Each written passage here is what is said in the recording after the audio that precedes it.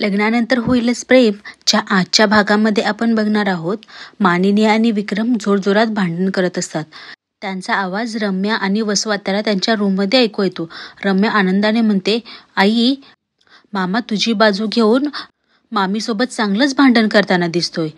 तेव्हा वसवात्या म्हणतात, हो ना, रक्षाबंधनच्या दिवशी राखी बांधताना मी त्याला इमोशनल ड्रामा करून पूर्ण सांगितलं की मी काय काय केलं त्याच्यासाठी.